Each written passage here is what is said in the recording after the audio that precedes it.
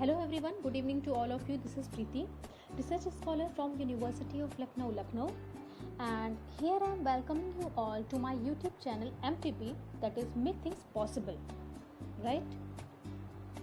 Here we will discuss the literature, or we will learn about a biological atom, that is eukaryotic animal cell.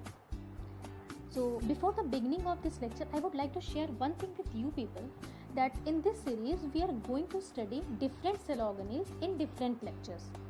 And yes, interested people can check my previous lectures on different cell organelles on the same channel. So let's begin it. As you see, today I am going to talk about the ultrastructure of the mitochondria in eukaryotic animal cell. Let's begin with the introduction of the mitochondria. Here you can correlate the things. So basically the whole structure of the mitochondria is composed of mitochondrial membrane and the mitochondrial chamber, and the essential elements like DNA, RNA, ribosomes, and some essential proteins within it. In this, both the membrane and chamber is of two types. It's like outer membrane and inner membrane. Likewise, outer chamber and inner chamber. Interestingly, the two membranes constitute the envelope of the whole structure of the mitochondria. Right? Now, here you can see the beautiful cut open section of the mitochondria to show internal and external structures. So the point is, the outermost smooth membrane is outer membrane here, and just below this membrane there is presence of outer chamber. Actually, this chamber is the space that lies between outer and inner membrane of the mitochondrial envelope, and it extends into the spaces of the cristae. Cristae are the finger-like projections present in the inner cavity of the mitochondria, perform some specific function. Now after this, there is presence of inner membrane. In this membrane, protein content is relatively higher than outer membrane, and the presence of cristae in this meant for increasing the physiologically active area of the inner membrane, right? So after this, there is also a inner chamber, this one. This inner chamber contains ribosomes here, which is 70S in nature and which resembles the ribosomes of prokaryotes. So here you should remember this thing, that 70S ribosomes is present in mitochondria as well as in prokaryotes. RNA is also present.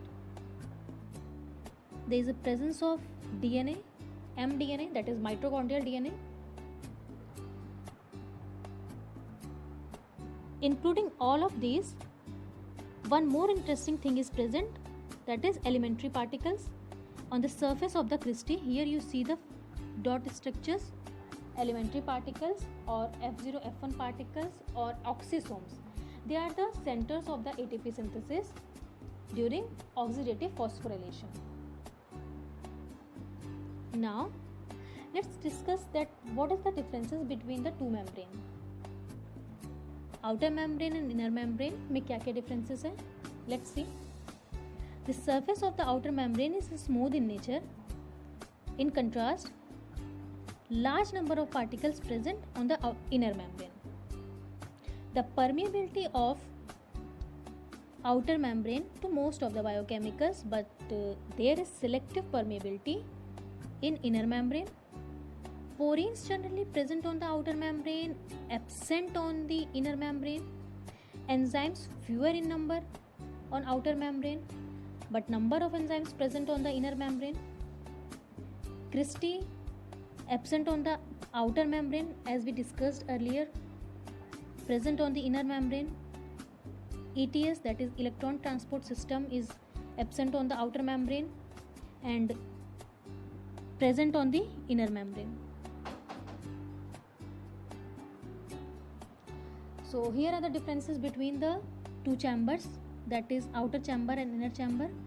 Outer chamber lies between the outer and inner membrane of the mitochondrial envelope and contains a fluid with few enzymes. Fine.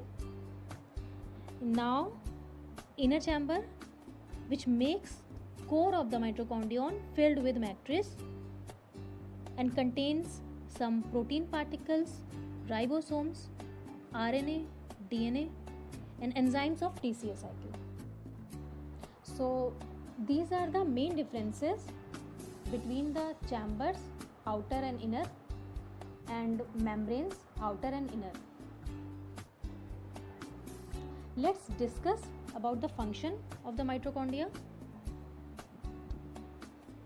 First is, mitochondria are biochemical factories where foodstuffs or respiratory substrates oxidize to carbon dioxide and water and ATP formed by this process. Always remember, this is the most interesting and most significant function of the mitochondria. ATP comes out of mitochondria and helps to perform various energy requiring processes of the cell. That's why mitochondria is also known as powerhouse of the cell, right?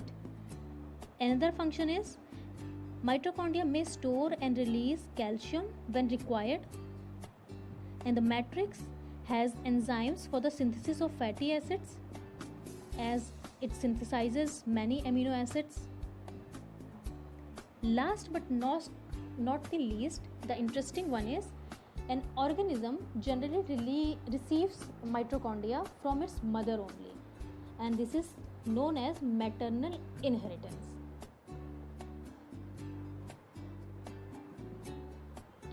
So this is all about the ultrastructure of the mitochondria as well as its function.